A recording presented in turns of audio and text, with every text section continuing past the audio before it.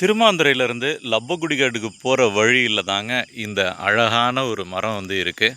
இது தாங்க வாகை மரம் அப்படின்னு சொல்லுவாங்க. இதோட பூ வந்து பார்த்திங்கன்னா ரொம்பவுமே அழகாகவே இருக்கும்.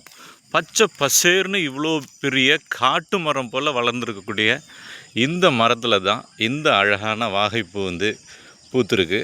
இந்த பூவோட வரலாறு அப்படின்னு பார்த்தோன்னா சங்க காலத்திலேயே 12 திணைகள் சொல்லப்பட்டிருக்கு. அந்த 12 திணைகளில் மன்னர்கள் போரில் வெற்றி பெற்றால் சூடக்கூடிய பூ வாகைப்பூ. வெற்றி, கரந்தை, வஞ்சி, காஞ்சி, நொச்சி, உழிஞ்சை, தும்பை, வாகை அப்படின்னு சொல்லப்படக்கூடிய பூக்களில் மன்னன் ஒவ்வொரு ஸ்டேஜ்லேயும் படையெடுத்து கடைசியில் வெற்றி பெற்ற மன்னன் சூடக்கூடிய அழகான பூ தாங்க இந்த வாகைப்பூ. ஸோ இப்போ ஓட்டப்பந்தயத்துலேயும் சரி, மற்ற நிகழ்வுலேயும் சரி, நம்ம வெற்றி பெற்று வாகை சூடினார்னு கிராமப்புறங்களில் மைக்கில் சொல்வதுண்டு. அதே போல் நிகழ்வுகள்லேயும் வாகை சூடினார், முதலிடத்தை பிடித்து வாகை சூடினார்னு சொல்லுவாங்க. அந்த பூ இந்த பூ தாங்க. எவ்வளோ அழகாக இருக்குது பாருங்கள். இந்த பூ பார்ப்பதற்கு கண்ணுக்கு அழகாகவும் காண்பதற்கு இனிமையாகவும், இந்த மரத்தில் எவ்வளோ கம்பீரமாக வந்து ஒவ்வொரு இடத்துலையும் அழகழகாக பூக்கள் இருக்குது அப்படின்னு சொல்லி பாருங்கள்.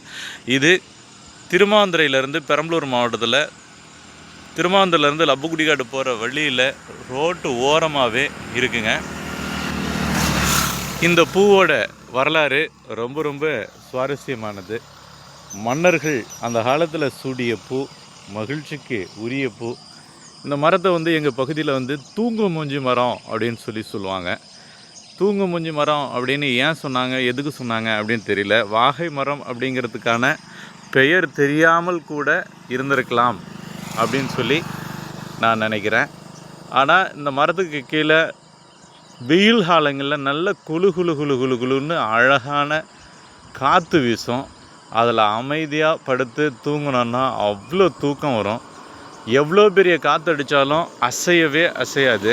அவ்வளோ அழகான ஒரு மரம் தான் இந்த வாகை மரம். நண்பர்களே, இந்த வாகை மரத்தை ரொம்ப அழகாகவே நம்ம வந்து பார்த்துருக்கோம். இதை பற்றின மேலும் விவரங்களுக்கு கூகுளில் சர்ச் பண்ணி பாருங்கள். அவ்வளோ அழகான வாகை மரம்.